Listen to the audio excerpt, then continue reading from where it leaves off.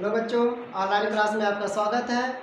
आज हम भी कक्षा 12 का क्लास लेकर कक्षा 12 का जीव विज्ञान लेकर आए हैं, जिसके अंतर्गत हम पढ़ रहे हैं पुष्पीय पौधों में लैंगिक जनन। लैंगिक जनन के अंतर्गत हमने पीछे पुष्प की संरचना के बारे में अध्ययन किया। उसके बाद जो हमने कहा पुष्प की संरचना के 4 चक्र होते हैं, जो जिसे हम वायुदलपुंज, दलपुंज और पुमंग और जयान कहते हैं, जिसमें हमने अभी तक पुमंग तक अध्ययन कर लिया है। जो आज का हमारा टॉपिक है, हम इसे हम क्या कहते हैं, जयांग कहते हैं। जयांग यानी कि इसे हम गायनोसियम क्या कहते हैं, गायनोसियम। तो जो गायनोसियम होता है, यह पुष्प का मादा जनन अंग होता है। कौन सा भाग अंग होता है? मादा जनन अंग होता है, जनन अंग होता है, यानी कि मेल रिप्रोडक्टिव ऑर्गन होते हैं। तो इसके हम जो मादा है, जो जयांग की इकाई को, इसकी इकाई को हम क्या कहते हैं? इसकी इकाई को हम क्या कहते हैं? स्त्री केसर कहते हैं। क्या कहते हैं? स्त्री केसर या अंडक कहते हैं। क्या कहते हैं? अंडक, यानी कि हम कार्पल की बात करें, कार्पेल क्या कहते हैं? इसे हम कार्पेल कहते हैं। तो प्रत्येक स्त्री केसर के 3 भाग होते हैं। कितने भाग होते हैं? 3 भाग होते हैं। तो हम सबसे पहले इसकी संरचना देखते हैं।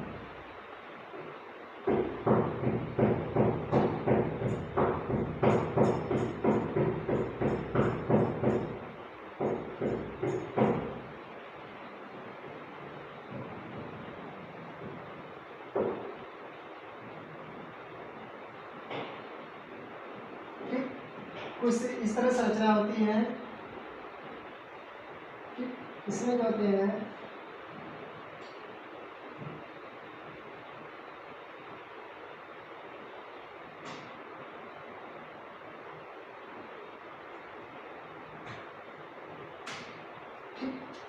तो ये हो गया जायांग, जायांग हो गया, यानी इसकी इकाई को हम क्या कहते हैं? स्त्री केसर कहते हैं। क्या कहते हैं? केसर। यह वाला भाग जो होता है, ये जो इसके जो हमने कहा स्त्री केसर यानी अंडक के 3 भाग होते हैं। कितने भाग होते हैं? 3 भाग होते हैं। जो नीचे का फूला हुआ भाग होता है, नीचे क्या होता है? फूला हुआ भाग होता है। इसे हम क्या कहते हैं? अंडाशय कहते हैं। क्या कहते हैं? अंडाशय, यानी इसे हम ओवरी कहते हैं। क्या कहते हैं? ओवरी कहते हैं।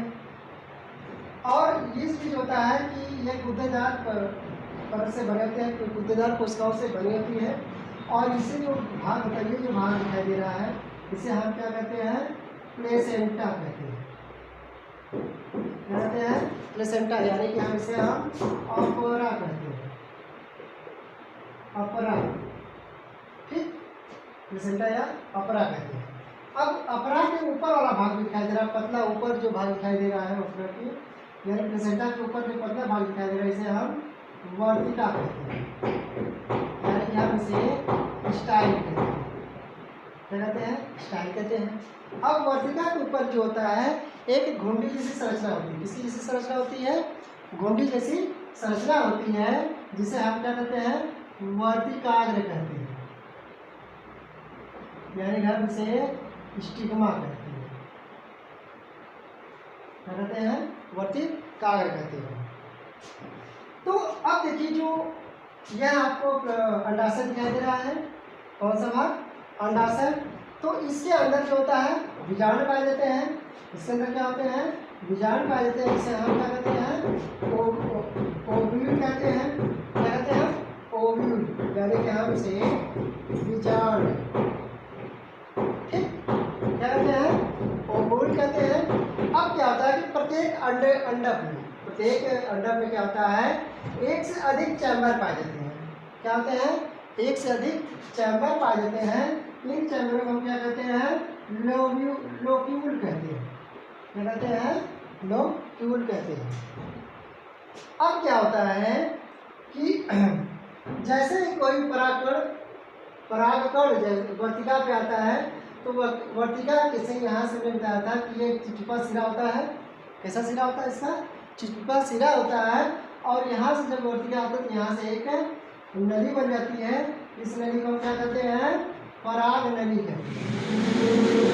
इसको क्या कहते हैं हम? पराग नली कहते हैं। यानी कि हम इसे पोलन ट्यूब कहते हैं। क्या कहते हैं? पोलन ट्यूब कहते हैं।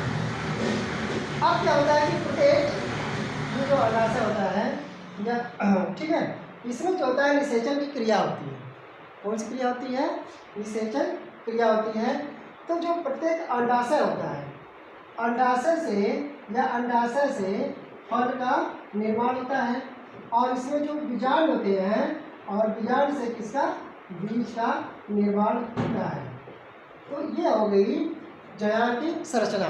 किसकी संरचना हो गई? जयान की संरचना। ठीक, हमारा जो टॉपिक है बीजांड की रचना यानी स्ट्रक्चर ऑफ ओवूल। तो हमने बताया जो अंडक होता है या जो स्त्री केसर होता है, इसके 3 भाग होते हैं। जो चौड़ा वाला भाग होता है, नीचे का जो चौड़ा वाला भाग होता है, इसे हम क्या कहते हैं? अंडाशय या ओवरी कहते हैं। और इसके ऊपर जो भाग होता है दिखाई दे रहा है, जो पतली सी नलिका बनती है, इसे हम स्टाइल वर्तिका कहते हैं। और ऊपर जो घुंडी जैसी संरचना होती है, इसे हम वर्तिकाग्र या स्टिग्मा कहते हैं। तो अब ये देखिए जो बीजांड की संरचना है, बीजांड कैसे बनता है इसके बारे में हम देखते हैं। इसकी जो संरचना के बारे में हम देख रहे हैं। तो देखिए यह जो आपको दिखाई दे रहा है, ये पतली नलिका जो दिखाई दे रही है वाली, ये जो होता है, जो प्रत्येक बीजांड होता है बीजांडासन द्वारा, प्रत्येक बीजांड बीजांडासन द्वारा बीजांड से जुड़ा होता है। बीजांडासन से जुड़ा होता है, प्रत्येक बीजांड बीजांडासन से जुड़ा होता है, जिसे हम क्या कहते हैं? बीजांड वृंत कहते हैं। बीजांड वृंत कहते हैं, यानी इसे हम फोनिकल कहते हैं। क्या कहते हैं? फोनिकल कहते हैं। ठीक, अब यहाँ पे जो होता है एक पतला सा जो जगह दिखाई दे रहा है, जिसे हम क्या कहते हैं? नाभिका कहते हैं। क्या कहते हैं? नाभिक। ठीक, कहते हैं नाभिका कहते हैं। नाभिका को हम क्या कहते हैं? हाइलम। ठीक, हाइलम होता है, इसके बीच में जो जगह होता है थोड़ा सा इसका स्थान दिखाई दे रहा है, इसे हम क्या कहते हैं? हाइलम कहते हैं। अब बीजांड के अंदर जो होता है, बीजांड का जो अधिकांश भाग होता है, बीजांड के अंदर जो अधिकांश भाग होता है, यह मृत ऊतक कोशिकाओं से बना होता है। किससे बना होता है? मृत ऊतक कोशिकाओं से बना होता है, जिसे हम बीजांड काय कहते हैं। क्या कहते हैं इसे हम? बीजांड काय कहते हैं।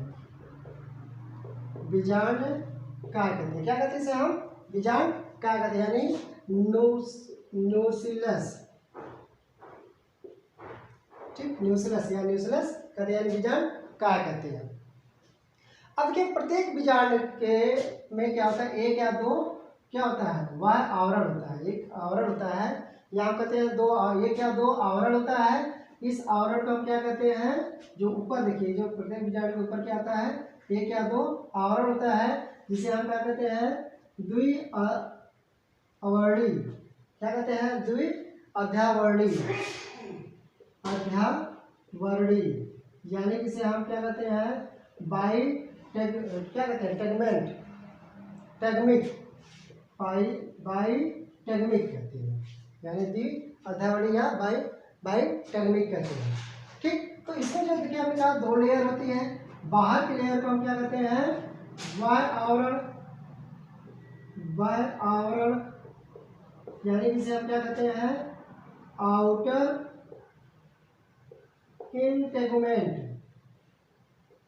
कहते हैं। क्या कहते हैं? इंटेगुमेंट, यानी आउटर इंटेगुमेंट।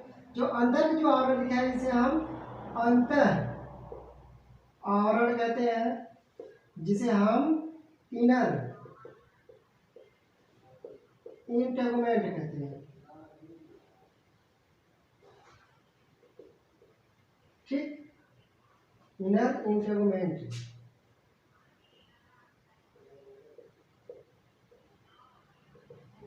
ठीक, इनर इंटेगुमेंट कहते हैं। अब क्या होता है कि जो इनर इंटेगुमेंट और आउटर इंटेगुमेंट, यानी बाह्य आवरण को हम आउटर इंटेगुमेंट और अंदर के आवरण को हम इनर इंटेगुमेंट कहते हैं।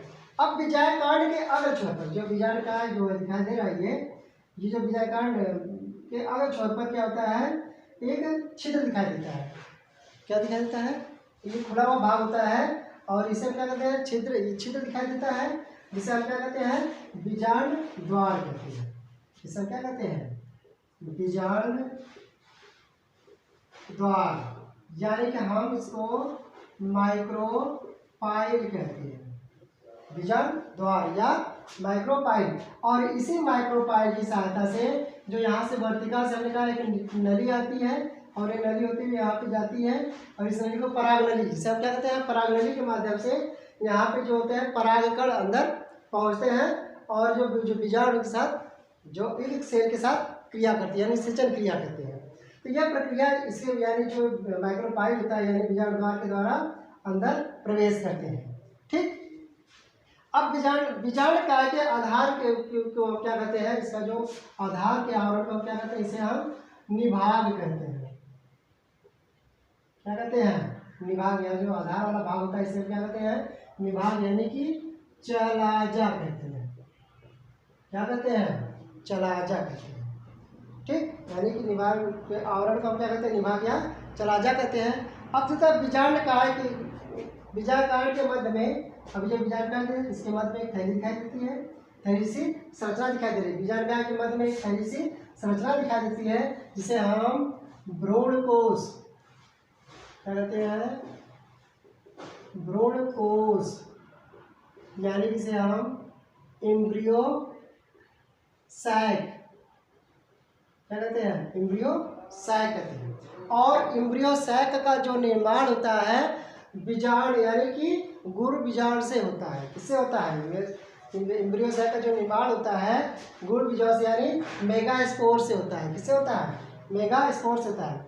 अब देखिए भ्रूणकोश में निभाग की ओर 3 कोशिकाएं पाई जाती हैं। भ्रूणकोश में भ्रूणकोश जो होता है, अब निभाग की ओर देखिए 3 कोशिकाएं पाई जाती हैं। इन कोशिकाओं को हम क्या कहते हैं, इन कोशिकाओं को क्या कहा जाता है, प्रतिमुख कोशा, प्रतिमुख कोशा। ठीक, यानी इसे हम एंटीपोडल्स क्या कहते हैं, इसे हम एंटीपोडल्स कहते हैं, प्रतिमुख कोशा। ठीक, अब जो होता है प्रतिमुख कोशा के बीजाणु द्वार की तरफ भी 3 कोशिकाएं पाई जाती हैं।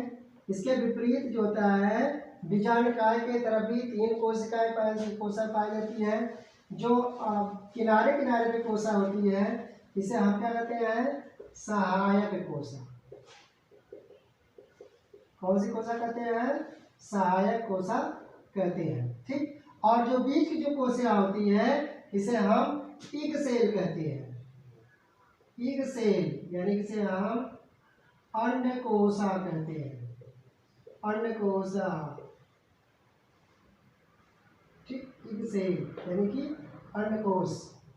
तो ये जो हो गया एक बीजाणु की रचना हो गई। इस तरह बीजाणु की रचना होती है। जो अब हमारा जो अगला टॉपिक होगा गुरु बीजाणु जनन होगा, यानी कि एक क्या होगा, ओवम की संरचना, यानी गुरु बीजाणु जनन होगा, जिसमें हम पढ़ेंगे ये मेगास्पोरोजेनेसिस की क्रिया। जो आगे का जो ये हो गया बीजाणु की रचना। इसके पहले हमने बताया अभी जो जयान की संरचना बताया। अब हम उसमें बीजाणु की जो जयान का एक भाग होता है उसे हम क्या कहते हैं, वर्तिका करते हैं। वर्तिका में बहुत से ऐसे चैम्बर होते हैं जिसके चैम्बर को हम उसमें अलग अलग बीजाणु होते हैं कई ठो। तो ये बीजाणु की संरचना हो गई जिसे हमने इसके बारे में अध्ययन किया। जो आगे का जो हमारा टॉपिक है वह है गुरु बीजाणु जनन। ठीक है, यानी कि हम इसे कहते हैं मेगास्पोरोजेनेसिस कहते हैं। तो तब तक के लिए आप लोगों को ये वीडियो देखने के लिए धन्यवाद। तब तक कि अब आगे हम अगली वीडियो में जल्दी उपलब्ध होंगे।